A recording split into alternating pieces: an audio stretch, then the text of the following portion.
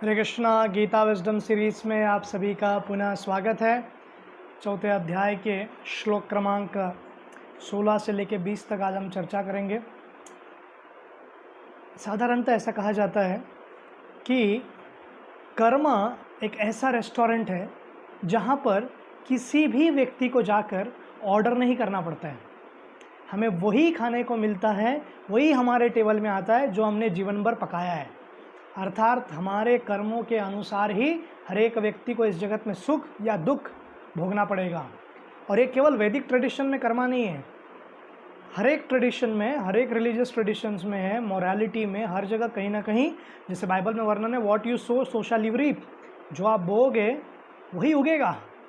अगर आपने कांटे का पेड़ लगाया, आम थोड़ी ना आने वाला है उस पेड़ पर, बीज अगर आपने दिया है तो उसी प्रकार हर एक व्यक्ति को ये समझने की आवश्यकता है कि कर्मा रियली बहुत ही पावरफुल फिनोमेना है और उसके बारे में जानना बहुत आवश्यक है। आज ही के दिन 146 वर्ष पूर्व 1874 में, एग्जैक्टली 1874 में शिकागो का जो सिटी मैनेजमेंट है, थोड़ा सा ध्यान नहीं दिया था उन्होंने। 812 घरों में, बड़े बड़े बिल्डिंग्स में आग लग गई थी, 20 से ज़्यादा लोगों की मृत्यु हो गई और कितने तो मिलियन डॉलर्स का नुकसान हो गया। उसके बाद उन्होंने प्लानिंग की कि कैसे फायर प्रैक्टिस, फायर ये सब कैसे करना है, फायर ब्रिगेड को ट्रेनिंग कैसे देनी है, बिल्डिंग के कंस्ट्रक्शंस कैसे होने हैं। तो आजकल हम लोग जो देखते हैं, हर बिल्डिंग के अंदर वो पाइपलाइन होता है, सब सेफ्टी सिस्टम होता है, इमरजेंसी के लिए निकलने के लिए एक अलग से सीढ़ी होती है। वो प्रारंभ भी हुआ इस दुर्घटना से। तो जब तक व्यक्ति के जीवन में ऐसी दुर्घटना नहीं घटती है, तब तक वो व्यक्ति कार्य सीखता नहीं है। आज ही के दिन 35 वर्ष पूर्व साधारणतः कनाडा में इतना बारिश नहीं गिरता है, पर आज ही के दिन वहाँ पर 100 मिलीमीटर यानी 3.9 इंचेस की वर्षा होती है और उसके कारण केवल 2.5 घंटे में इतना बारिश, पूरे मॉन्ट्रियल शहर में बाढ़ आ जाता है और 220 कैनेडियन डॉलर्स का नुकसान होता है पूरे कनाडा सरकार को और ख़ास करके मॉन्ट्रियल सिटी मैनेजमेंट को। हम देख सकते हैं ये एक स्तर है, एक कर्मा के स्तर पर व्यक्ति यहाँ पर अकर्म है, वो कुछ नहीं कर रहे मॉन्ट्रियल के लोग, परंतु उतनी वर्षा हो गई और उसके कारण इतना उनको भोगना पड़ा। 4 वर्ष पूर्व विकर्म क्या होता है आपको मैं कर्म, अकर्म और विकर्म का उदाहरण देकर प्रयत्न कर रहा हूँ, एक क्रॉस सेंस में कि आपको आइडिया आ जाए। 2016 में एक ऐसे इस्लामिस्ट फंडामेंटलिस्ट व्यक्ति, आज ही के दिन, ये सभी जो घटनाएं मैं बता रहा हूँ आपको 14 जुलाई में हुई है, तो 14 जुलाई 2016 फ्रांस का एक शहर है नीस करके, वहाँ पर एक अचानक एक व्यक्ति, ये आप कह सकते हैं फैनाटिक व्यक्ति या मेंटल व्यक्ति, इस्लामिस्ट, अपने ट्रक को लेकर एकदम भीड़ के एरिया में घुस गया और 86 लोगों को मार दिया। तो इसे कहते हैं विकर्म, जहाँ पर इंटेंशन, प्लानिंग। विकर्म का अर्थ है केवल एक्टिविटी नहीं, मोटिवेशन भी गलत है। तो इस प्रकार से 16वें श्लोक में कृष्ण बतला रहे हैं कि कर्म क्या है, अकर्म क्या है, और ये निश्चित करना बुद्धिमान व्यक्ति को भी मोहग्रस्त कर देता है। अतः मैं तुमको बताऊंगा कि कर्म क्या है, जिसे जानकर तुम इस अशुभ से मुक्त हो पाओगे। So one has to understand the scripture through devotional dedication, not linguistic specialization. शास्त्र को अगर समझना है तो टर्म से, टेक्निकलिटी से, अकर्म, विकर्म और फिर उसके बाद कर्म, फिर कर्म के भी 4 मीनिंग्स है जिसके 18वें श्लोक में हम डिटेल में चर्चा करेंगे। परंतु ये टेक्निकलिटीज़ को जानना ये सब बहुत महत्वपूर्ण है, परंतु यही सब कुछ नहीं है। जैसे कि बहुत लोग मानते हैं कि मुझे संस्कृत नहीं आती प्रभु जी, तो मैं गीता कैसे पढूं, गीता कैसे जानूं और इसके बारे में मेरी इच्छा कैसे होगी, और जब तक मैं संस्कृत का स्कॉलर नहीं बन जाता, एक्सपर्ट नहीं बन जाता, तब तक मैं गीता कैसे समझूं। थोड़ा बहुत संस्कृत आना ठीक है, परंतु हमको उसका तात्पर्य और उसका अनुवाद भी समझ गया और ख़ास करके हमारे हृदय को हम परिवर्तन कर पाए और कृष्ण ने बताए हुए सभी मार्ग और ख़ास करके भक्ति के मार्ग को पालन करने का अगर हमने प्रयत्न किया तो हमारा जीवन सफल है। कृष्ण जो कि अपने दिव्य हृदय से, डिवाइन हार्ट से ह्यूमन हार्ट अर्जुन को ज्ञान देते हैं और वही ज्ञान परंपरा द्वारा एक चेन है जो कि डिवोटेड हार्ट, बहुत सारे भक्तों के हृदय से निरंतर आ रहा है, इसलिए बहुत परफेक्ट है। तो हेड को असिस्टेंट बनाओ, बुद्धि को असिस्टेंट बनाओ और हृदय अपना उपयोग करके कृष्ण को समझने का प्रयत्न कीजिए। निश्चित रूप से हम खुश रहेंगे, प्रसन्न रहेंगे और आनंदमय जीवन व्यतीत कर पाएंगे। कर्मा और विकर्मा, और खास करके कर्मा अकर्मा, ये तो कोई बच्चा भी समझ जाएगा। कर्मा मतलब एक्टिविटी करना, अकर्मा मतलब एक्टिविटी नहीं करना, परंतु इतना सिंपलिस्टिक नहीं है। नहीं तो फिर कृष्ण क्यों कहते थे? बेसिकली ये बहुत डीप फिलॉसफी है, और उस फिलॉसफी का मेन चीज़ क्या है कि मोटिवेशन क्या है। मियर एक्टिविटी, कार्य से कुछ लेना देना नहीं कृष्ण को। आपकी चेतना क्या है, आप किस लिए कर रहे हो, क्यों कर रहे हो, ये ज़्यादा इंपॉर्टेंट है। सो जो कमिटेड लवर्स है कृष्णा के, जो निरंतर प्रेम करते हैं पूर्ण पुरुषोत्तम भगवान श्री कृष्ण को, वे उनका आश्रय लेते हैं, और वे लोग कर्मा को ठीक प्रकार से समझ सकते हैं और विकर्म को दूर रख सकते हैं, और अकर्म का उपयोग करते हुए कृष्ण का आश्रय ले सकते हैं। So karma is not like any contagious disease, कोई फैलने वाली बीमारी जैसा नहीं है। It is logical, not diabolical. अर्थात बुद्धि से हम समझ सकते हैं कि कर्म क्या है। शास्त्र को थोड़ा पढ़ेंगे सिस्टमैटिकली, जो भी बुद्धिमान व्यक्ति है, वैज्ञानिकों ने कहा है, न्यूटन ने कहा है उनके लॉ में, कि हर प्रकार के कार्य का किसी ना किसी प्रकार से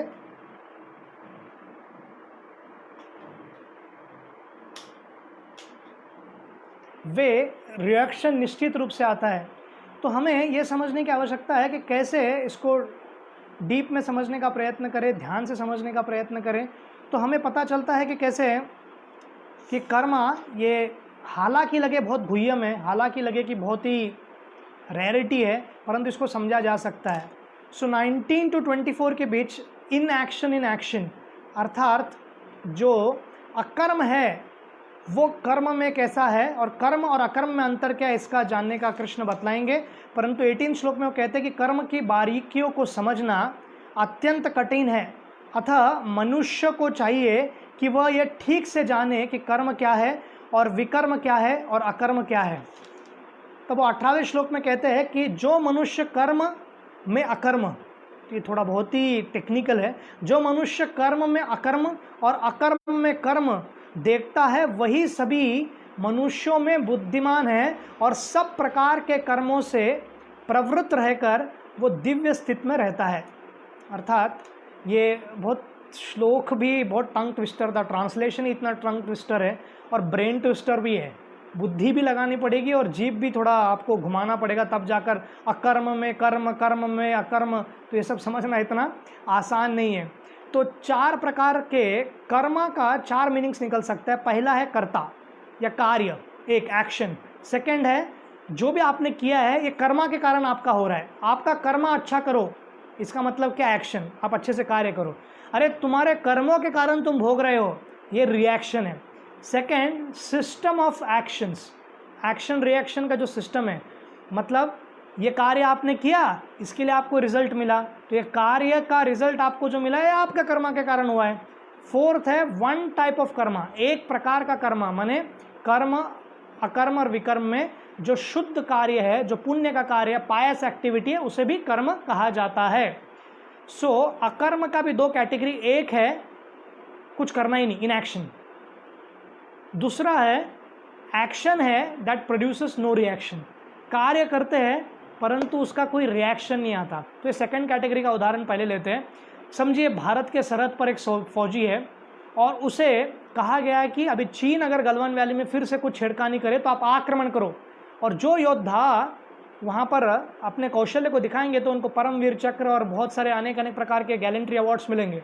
पर वही योद्धा अपने गांव छपरा चला जाए बिहार में, और वहाँ पर वही मशीन गन का उपयोग करते हुए किसी व्यक्ति के साथ उनका खेती बाड़ी का कुछ इशू चल रहा है, बॉर्डर का, और खेती ये मेरा है क्या तुम्हारा है इस पर, और वो व्यक्ति वहाँ पर आ जाए और अपने उस मैटर को सॉल्व करने के लिए इस मशीन गन का उपयोग करे जो सरकार ने दिया है, तो उस व्यक्ति को जेल होगा और दंडित भी हो सकता है, और 14 वर्ष का उसको कारावास भी भोगना होगा। तो महत्वपूर्ण क्या है, उसका गन बॉर्डर पे चलाना या बिहार पे चलाना, दोनों एक्टिविटी सेम दिखता है, अंतर एक ही है कि सैंक्शन किया गया है सरकार द्वारा, राष्ट्रपति द्वारा, प्रधानमंत्री द्वारा, रक्षा मंत्री द्वारा, सीडीएस द्वारा।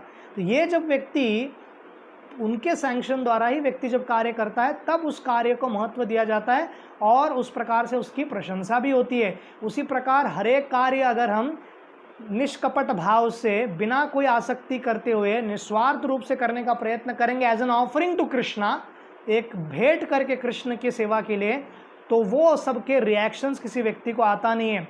जैसे कि अर्जुन, अब ये पूरे गीता सुनने के बाद अर्जुन जी लड़ेंगे तो पूरा युद्ध में उन्होंने लाखों लोगों को मारा, परंतु उनको रिएक्शन नहीं मिलेगा। क्यों? क्योंकि कृष्णा के कहने पर या अधर्मी लोगों का या बहुत युद्ध में जो भी है इनका हत्या किया ताकि धर्म की स्थापना हो। प्रभुपाद साधारणतः भारत में ऐसा था कि भारतवर्ष को या इंडियन सबकॉन्टिनेंट, भारतवर्ष एक अपने आप में वैदिक कॉस्मोलॉजी के हिसाब से अलग है, but just in a definite sense में, स्पेसिफिक सेंस में देखना है तो भारतवर्ष इज इंडियन सबकॉन्टिनेंट। तो ये जो एरिया है, इस एरिया को क्रॉस करके कोई सन्यासी जाते नहीं थे, क्योंकि उस देश में यूरोपियंस और जगहों पर बहुत सारे म्लेच्छ यवन रहते थे जिनके साथ संग होगा तो सन्यासी अपने शुद्धिकरण को या अपने शुद्धता को खो बैठेगा, इसलिए कोई जाता नहीं था। परंतु श्रील प्रभुपाद गए अमेरिका में, और अमेरिका में जाने के बाद क्या वो कंटामिनेटेड हुए? बिल्कुल नहीं। वहाँ के जो दूषित लोग थे, कंटामिनेटेड युवा थे, हिप्पीज थे, जो ड्रग एडिक्टेड थे, जो दारू पीते थे, उनके अनेक प्रकार की समस्याएं थी, उन सब समस्याओं से उनको मुक्त करके उनको भक्ति के मार्ग पर लगाया, या कम से कम सभी के जीवन में सुधार लाया, वो नशा से मुक्त तो हो गए। तो इस प्रकार हम देखते हैं कि शुद्ध भक्त जहाँ पर भी जाए उनको केवल वैकुंठ दिखता है। तो श्रील प्रभुपाद कार्य कर रहे थे, पर कार्य किसके लिए कर रहे थे? कृष्ण की संतुष्टि के लिए, इसलिए उनको इफेक्ट नहीं हुआ। एक्सटर्नल एक्टिविटीज के सेंस में अगर देखा जाए तो व्यक्ति अर्जुन अभी समझिए कि वो इन एक्शन करेगा, युद्ध नहीं लड़ना है उसको, बैठ के एक जगह पर ध्यान लगाएगा, तो आपको क्या लगता है वो किसी को मार नहीं रहा है, कुछ कार्य नहीं कर रहा है, तो उसको रिएक्शन नहीं आएगा? रिएक्शन आएगा, क्योंकि वर्णाश्रम के हिसाब से वो क्षत्रिय है और क्षत्रिय को लड़ने की आवश्यकता थी। खास करके अधर्मी दुष्ट दुर्योधन को रोकना और संभालना बहुत जरूरी था। दुर्योधन केवल नौटंकी कर रहे थे और दुनिया को दिखा रहे थे कि वो कितने अच्छे हैं। क्यों? क्योंकि वो कॉम्पिटिशन में थे युधिष्ठिर महाराज के साथ। दुर्योधन हमेशा सोचता था कि मैं इतना सब करने का प्रयत्न कर रहा हूँ, फिर भी प्रजा ये पांडवों को क्यों प्रेम करती है? तो शकुनी ने उनको कहा वो धार्मिक है, तो दुर्योधन ने कहा मैं भी एटलीस्ट धार्मिक बनने का प्रयत्न करता हूँ। तो दान देना प्रयत्न किया, यज्ञ प्रारंभ किया, ब्राह्मणों को भेंट देना प्रयत्न किया, उनकी पूजा करना प्रारंभ कर दिया, और सबको बताने के लिए देखो मैं देवी देवताओं की उपासना करता हूँ, ये भी चालू किया, केवल और केवल युधिष्ठिर को हराने के लिए। शो बॉटल स्पिरिचुअलिज्म, केवल लोगों को मूर्ख बनाने के लिए। तो ऐसे व्यक्ति को रोकने की आवश्यकता है, क्योंकि जैसे ही वो जीत जाएगा युद्ध और राजा बन जाएगा तो क्रूर राक्षस वृत्ति जो है वो कलयुग का एक अंश था, दुर्योधन अपने प्रवृत्तियों को प्रारंभ कर देगा। तो इस प्रकार हम देखते हैं कि कैसे 19वें श्लोक में उस व्यक्ति का कृष्ण, अगर वो कृष्ण को समर्पित होते हैं या इस कर्म को जलाकर राख कर सकता है, अगर ये ज्ञान मिल जाए उस व्यक्ति को, त्वक्तवा ज्ञान। तो 19वें श्लोक में वर्णन है यस्य सर्व समारंभम काम संकल्प वर्जितम, और वो कहते आगे ज्ञानाग्नि दग्ध कर्माणम तम आहु पंडित न बुद्ध। जिस व्यक्ति को प्रत्येक प्रयास इंद्र तृप्ति की कामना से रहित होता है, मतलब हर एक एक्टिविटी हो सेंस ग्रेटिफिकेशन या खुद के एंजॉयमेंट के लिए नहीं सोचता है, उसे पूर्ण ज्ञानी समझा जाता है। उसे ही साधु पुरुष ऐसा कहा जाता है। और जिसने पूर्ण ज्ञान की अग्नि के कर्म फलों को उसने पूर्ण रूप से भस्मसात कर दिया है, पूरा विनाश कर दिया है।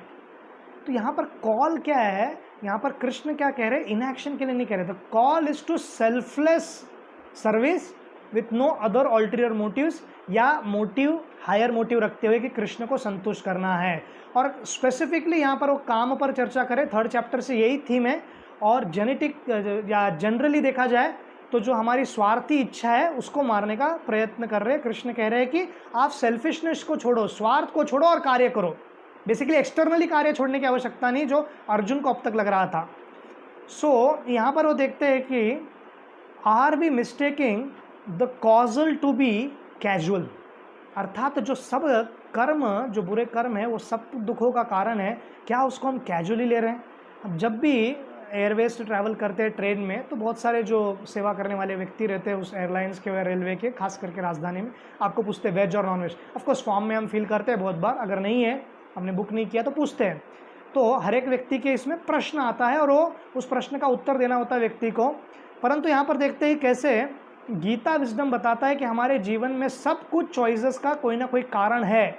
हम आज कुछ भी चूज कर पा रहे हैं हमारे कर्मानुसार, जो भी व्यक्ति या नॉनवेज कहेगा या कोई अन्य चीज़ दारू के लिए कहेगा, it is because of his previous karmas. जो भी उन्होंने आदत डाले हैं उसके अनुसार ही डेटा फीडिंग होता है मन में, और इच्छाएं भी, इंप्रेशंस भी वैसे ही होते हैं, और वो व्यक्ति उसी प्रकार से आगे के अपने एक्टिविटीज़ करता है। परंतु यहाँ पर क्या हुआ है कि आत्मा को एमनेसिया हुआ है, भूल गया है बेचारा, यादाश्त खो बैठा है, और उस कारण उसे पता नहीं चल रहा है कि वो सच्चित आनंद विग्रह है। आध्यात्मिक जीवन में सदैव आनंद लेते हुए आनंद में रह सकता है आध्यात्मिक जीवन में, परंतु वो उसको भूलकर इस जगत में प्रयास कर रहा है। भौतिक जगत को एक कोयले के खान से तुलना की गई है। कोयले के खान में कितना भी टाइड की सफ़ेदी हो, एरियल की सफ़ेदी हो, या कोई भी डिटर्जेंट की सफ़ेदी क्यों ना हो, कितना भी सफ़ेद कपड़ा क्यों ना पहन के जाओ आप, जब बाहर हम निकलेंगे तो हमारा पूरा कपड़ा काला ही दिखाई देगा। और कितना भी बेस्ट बंगाली स्वीट्स को, अगर आप रसगुल्ला हो, गुलाब जामुन हो, चमचम हो, या जो भी हो, उन सब को लेकर अगर आप नमक के खान से गुजरोगे तो, और जब बाहर आओगे उसको ऐसे ही बिना कुछ कवर किए, कितना भी मीठा क्यों ना हो, वो नमकीन ही लगेगा। तो भौतिक जगत में हम कितना भी प्रयास क्यों ना कर ले, ये जो इंद्र तृप्ति का सुख है, या जो शारीरिक सुख है, या इंद्रियों के स्तर पर हम जो आनंद प्राप्त करने का प्रयत्न करते हैं, वो बहुत छोटा है। मैं ये नहीं कहता कि वो ज़रूरी नहीं है, वो ज़रूरी है, परंतु वो इतना भी ज़्यादा महत्वपूर्ण नहीं है। मटीरियल वेलबींग, मेंटल वेलबींग, फिर उसके बाद हमारा इमोशनल वेलबींग, फिर इंटेलेक्चुअल स्तर पर वेलबींग, ये सब बहुत नेसेसिटी है, ये इम्पॉर्टेंट है, बट ये ऑल इम्पॉर्टेंट नहीं है, सब कुछ यही नहीं है। सबसे महत्वपूर्ण क्या है कि हमारा स्पिरिचुअल वेलबींग, और वो तब होगा जब हमें पता चलेगा कि किस प्रकार के कार्यों को करना है और किस प्रकार के कार्यों को नहीं करना है। 20वें श्लोक में बताएंगे कि साधना का अलग अलग स्तर क्या है। त्वक्त्वा कर्म फलासंगम नित्यतृप्तो निराश्रय कर्मणि अभिप्रवृत्तोऽपि नैव किंचित करोति स। अपने कर्म फलों की सारी आसक्ति को त्याग कर सदैव संतुष्ट तथा स्वतंत्र रहकर वे सभी प्रकार के कार्यों में व्यस्त रहकर भी सकाम कर्म नहीं करता। अर्थात जो व्यक्ति इंद्र तृप्ति से तल्लीन है, उस व्यक्ति को ये डिटैचमेंट, ये आसक्ति छोड़ना बहुत आसान नहीं रहता है। तो इसलिए हम देखते हैं कि पूरा 3rd चैप्टर हो या 4.16 ऑनवर्ड से अंडरलाइन प्रिंसिपल कृष्ण डायरेक्टली उनको जहाँ पर कह रहे हैं निराश्रय, वो ये नहीं कह रहे कि कोई और आश्रय मत लो, या वो ये नहीं कह रहे कि मेरा आश्रय लो। बेसिकली वो कह रहे कि भौतिक जगत का कोई आश्रय मत लो, कर्म योग का पालन करो, आप योद्धा हो, लड़ो मेरी चिंतन करते हुए। अल्टीमेट आश्रय वो 18.66 में बताएंगे, सर्वधर्मान परित्यज्य माम एकम शरणं व्रज। पर उसके पहले ये बिल्डअप है, धीरे धीरे कृष्ण उनके नॉलेज को रेस कर रहे हैं। और 2 एस्पेक्ट को यहाँ पर देखा गया है इस जगत में। एक तो हमको कृष्ण के प्रति पूरी आसक्ति होनी चाहिए, और इस जगत से विरक्ति होनी चाहिए। दोनों साइमल्टेनियसली आता है। तो हमको विरक्ति के ऊपर इतना मेहनत करने की आवश्यकता नहीं है, क्योंकि वासुदेव भगवती भक्ति योग प्रयोजित जनयतो आसु वैराग्यम ज्ञानम च यद हेतुकम। कृष्ण की भक्ति करते हुए व्यक्ति को ज्ञान और वैराग्य नेचुरली ऐसा बाय प्रोडक्ट मिलता है, अलग से मेहनत करने की आवश्यकता नहीं। बट बेसिक मिनिमम हमको फॉलो करना पड़ेगा। हम ये नहीं कह सकते कि मैं नेटफ्लिक्स में भी सुबह शाम रहूँगा और माला भी करूँगा और उससे कवर हो जाएगा, ये कभी नहीं होता है। सो निराश्रय का अर्थ क्या है? भौतिक आश्रय कभी मत लेना। भौतिक आश्रय का कभी भी किसी भी क्षण समाप्त हो सकता है। इस जगत के कोई भी आश्रय शाश्वत नहीं है। इस जगत के कोई भी आश्रय हमको सदैव सुख नहीं दे सकता। एक आश्रय है जो हमको सदैव सुख दे सकता है, वह है पूर्ण पुरुषोत्तम भगवान श्री कृष्ण का आश्रय। अथ पुंबिर्द्विजा श्रेष्ठा वर्णाश्रम विभागस्य सनुतिष्ठस्य धर्मस्य संसिद्धिर हरितोषणम। तो सभी वर्ण और सभी आश्रम, सभी कैटेगरी, इकोनॉमिकल कोई भी बैकग्राउंड क्यों ना हो, हमारा जेंडर कोई भी क्यों ना हो, हमारी जाति, हमारा देश कोई भी क्यों ना हो, हम सब भगवान श्री कृष्ण का आश्रय ले सकते हैं। फाइनली पूर्ण पुरुषोत्तम भगवान श्री कृष्ण को या श्री रामचंद्र को, विष्णु को हम केवल एक जियोग्राफिकल लोकेशन में नहीं डाल सकते। वो पूरे जगत के स्वामी है। नेपाल के प्राइम मिनिस्टर ओली शर्मा कुछ भी कहे, अब देखिए जो नेपाल के ओली शर्मा जी है ये कम्युनिस्ट है। कम्युनिस्ट मतलब भगवान में विश्वास ही नहीं है। आजकल पता नहीं 4-5 सालों से कुछ परिवर्तन आया भारत में और उसके आसपास कि नास्तिक से नास्तिक वामपंथी लोगों को भी श्री रामचंद्र का स्मरण हो रहा है। General secretary communist party of India Marxist के जो लीडर है सीताराम येचूरी केरला के, 3 वर्ष पहले इलेक्शंस जब था केरला में, या 4-5 वर्ष पूर्व, तब उन्होंने राम कथा रखी थी। जो भगवान के एग्जिस्टेंस को ही मानते नहीं है वो व्यक्ति राम कथा लगने लग गए। तो ठीक है, किसी भी तरीके से क्यों ना हो, कुछ तो करने का प्रयास कर रहे हैं। मेरा बोलने का एकमात्र अर्थ यही है कि पूर्ण पुरुषोत्तम भगवान श्री कृष्ण ना तो भारत के नाथ है केवल, ना नेपाल के नाथ है, ना पाकिस्तान के नाथ है, वो पूरे जगत के नाथ है, पूरे जगत के स्वामी है, वो जगन्नाथ है। वो क्रिश्चियंस के भी भगवान है, मुस्लिम्स के भी भगवान है, बुद्धिस्ट के भी भगवान है, हर एक व्यक्ति के भगवान है। आप अलग अलग नाम से बुला सकते हो, जहुआ बुला सकते हो, अल्लाह बुला सकते हो, बुद्धा बुला सकते हो, या आप जो नास्तिक व्यक्ति प्रयत्न कर रहे हो स्वामित्व प्राप्त करने का, एक्चुअली वो स्वामित्व आपके पास है नहीं, आपको लगता है कि आप सब कुछ कर सकते हो। बेसिकली वो प्रवृत्ति भी आप कृष्ण को ही सेटिस्फाई करने का प्रयत्न कर रहे हो इनडायरेक्टली। और ऐसे नास्तिक लोगों को भ्रमित करने के लिए बुद्धा भगवान अवतार लेकर आए थे। तो कम से कम बुद्धा ने जब नास्तिक धर्म का प्रचार किया, बेसिकली कि बुद्धिस्ट धर्म में ना तो सोल का कोई नॉलेज है, ना वेदास के ऊपर है, ना भगवान के ऊपर है। तो किसी भी धर्म में भगवान के ऊपर अगर वर्णन ना हो जिस व्यक्ति को प्राप्त करना है, तो उसको एथिस्टिक ट्रेडिशन में गिना जाता है। परंतु पूर्ण पुरुषोत्तम भगवान श्री कृष्ण जब बुद्धा के रूप में, शक्तावेश अवतार के रूप में आते हैं, ऐसे लोगों को भी मार्ग लगाने के लिए अच्छी तरह प्रचार करते हैं, और फिर उनको जो उन्होंने उस समय पर फॉलो किया, उन्होंने अपना लाइफ परफेक्ट किया। आज के दिन में जो फॉलो कर रहे बुद्धिस्ट ट्रेडिशन, वो लाइफ परफेक्ट करेंगे? बिल्कुल नहीं। वो तमोगुण से सतोगुण तक आ सकते हैं, परंतु एमेंसिपेशन या आध्यात्मिक जगत जाना असंभव है जब तक हम वासुदेव भगवती भक्ति योग प्रयोजित नहीं करते हैं, पूर्ण पुरुषोत्तम भगवान श्री कृष्ण का आश्रय नहीं लेते हैं। और ये बहुत ज़रूरी है। और श्रीपाद शंकराचार्य ने इसी नास्तिक प्रचार को रोकने के लिए मायावाद का प्रचार किया। उद्देश्य एकमात्र था कि लोग वैदिक फोल्ड में वापस आ जाए। फिर हमारे वल्लभाचार्य हो, रामानुजाचार्य हो, मध्वाचार्य हो, इन्होंने प्रचार किया और फिर से जो पूर्ण पुरुषोत्तम भगवान श्री कृष्ण सगुण साकार है, इसको एस्टेब्लिश किया। अद्वैत और द्वैत अद्वैत फिलॉसफी हो, या रामानुजाचार्य का विशिष्ट अद्वैत फिलॉसफी हो, या प्योर द्वैत फिलॉसफी हो मध्वाचार्य का, पर इन सभी वैष्णव आचार्य का और श्रीपाद शंकराचार्य के फिलॉसफी का एसेंस और सार और एक रबड़ी जो बनता है, वो है श्री चैतन्य महाप्रभु का अचिंत्य भेद आभेद तत्व।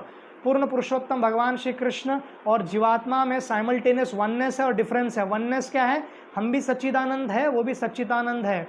और अंतर क्या है? हम अनु है, वो विभु है। जब तक हम ये समझ नहीं सकते कि हम फाइनाइट है, वो इनफाइनाइट है, तब तक हम ऐसे ही इसी प्रकार से इस जगत में पीड़ा लेते रहेंगे। परंतु पूर्ण पुरुषोत्तम भगवान श्री कृष्ण इतने दयालु है, पीरियोडिकली, जैसे कि हमने 6th 7th 8th 9th के सीक्वेंस में देखा हमने कि वो पुनः पुनः इस जगत में आते हैं, हमको यहाँ से इस भौतिक जगत से, दुख से निकालने के लिए और आध्यात्मिक जगत में ले जाने के लिए। और दूसरा उनका सबसे बड़ा कारण है, वो एक्चुअली हमको प्रेम करते हैं। और जो व्यक्ति प्रेम करता है किसी दूसरे व्यक्ति को, ये नहीं सोचता है कि वो व्यक्ति मेरे साथ क्या कर रहा है। ऑफ कोर्स रेसिप्रोकेशन हो तो, प्रेम का आदान प्रदान हो तो और बढ़ता है, परंतु कृष्ण का प्रेम अनकंडीशनल है जीवात्माओं के प्रति। वो केवल और केवल हम सबको तरके, हम सबको इस जगत से निकालकर आध्यात्मिक जगत में लेके जाना चाहते हैं, जो हमारा एक्चुअल परमानेंट रेसिडेंशियल एड्रेस है। हमारा पैन कार्ड हो, हमारा रेशन कार्ड हो, जो भी कार्ड है, उस पर परमानेंट एड्रेस हमारा गोलोक वृंदावन वैकुंठ है। ये केवल और केवल टेम्पररी एड्रेस है, जिसको हम समझ रहे हैं कि स्थायी रूप से हमेशा रहने वाला है, कभी हो नहीं सकता है। तो इसलिए हमको हमेशा कॉन्शियस रहना चाहिए किस प्रकार का हम कार्य कर रहे हैं। बहुत सारे जो यूरोपियन कंट्रीज़ है, अफ्रीकन कंट्रीज़ पे इतना दुख उन्होंने उनको दिया, इतने लोगों को मारा, परंतु आज यूरोपियन कंट्रीज़ में सबसे बड़ा समस्या क्या है? अफ्रीका और वो कॉन्टिनेंट से सबसे ज़्यादा माइग्रेंट्स उनके देश में है। फ्रांस टेक ओवर कर दिया गया है उनके द्वारा, बेल्जियम टेक ओवर हो गया है, इंग्लैंड में बहुत सारे लोग हैं। और ये इंग्लैंड का ये जो साइकोलॉजी है वो, कि उनको लगता था कि वो गोरे हैं और दूसरों पर राज्य करना हमारा अधिकार है, वाइट मैन्स बर्डन है लिबरेट करना। वो जब क्रिकेट भी खेलने जाते थे वेस्ट इंडीज़ में, वेस्ट इंडीज़ कोई देश नहीं है, वेस्ट इंडीज़ एक क्रिकेट फेडरेशन है। ये देश बना था फेडरेशन केवल और केवल 2 वर्ष के लिए, बाद में टूट गया। तो इसमें कम से कम 18 समूह है, और ये 18 सभी एक साथ जब आते हैं, तो ये एक साथ जब आते हैं, फिर वो समूह को कहा जाता है कि किस प्रकार से ये सब वेस्ट इंडीज़ है। वहाँ पर जब जाते थे 60s में या उसके पहले 50s में, तो ये पूरे उनको हराते थे हर बार 5-0 से। तो जब भी हराते थे तो उस टूर्नामेंट को हराने के बाद 5-0 से तो एक शब्द उपयोग किया जाता था, सीरीज वाइट वॉश्ड, अर्थात गोरों ने कालों को पूरा धो दिया। तो इतना रेशियल इनका मेंटालिटी था। एक ब्लैक सिविल राइट्स मूवमेंट के एक व्यक्ति ने कहा, वो कह रहे थे कि देखो जो अमेरिका का राष्ट्रपति है वो जहाँ पर रहता है उसका नाम क्या है, उसका नाम है वाइट हाउस। क्या है? White house. तो कह रहे थे कि वाइट हाउस क्यों होना चाहिए, प्रेसिडेंशियल हाउस होना चाहिए, अमेरिकन हाउस होना चाहिए, वाइट हाउस क्यों? तो बोलने का तात्पर्य यह है कि आप जितना भी कुछ दुष्ट कर्म किए हो, जितना भी दुष्ट कार्य किए हो अन्य लोगों के लिए, वो सब रिएक्शंस में आपको आता है। और जिस लोगों को आप स्लेव बनाकर, गुलाम बनाकर खरीदते थे, आपके घर में काम कराते थे, वही व्यक्ति, केन्या का एक व्यक्ति अमेरिका में आया और वो व्यक्ति आगे जाकर राष्ट्रपति बना, बैरक ओबामा, 8 वर्ष के लिए, अमेरिका का सबसे बड़ा, सबसे जुना लोकतंत्र विश्व का। तो ये सदैव याद रखना है। ये तो मैं छोटा सा उदाहरण दिया कर्मा किस प्रकार से आता है। हर एक व्यक्ति को सदैव याद रखना है कि विकर्म नहीं करना है, गलत कार्य नहीं करना है, पाप कृत्य नहीं करना है, और हम जो भी एक्टिविटीज़ करते हैं उसका रिएक्शन निश्चित है। परंतु ये कर्मा के साइकिल से अगर आपको निकलना है, इससे मुक्त होना है, तो एकमात्र मार्ग क्या है? पूर्ण पुरुषोत्तम भगवान श्री कृष्ण का आश्रय लेना और प्रयत्न करना कि हम उनका आश्रय लेकर भक्ति में प्रगति करने का। आप सबका बहुत बहुत धन्यवाद। हरे कृष्णा।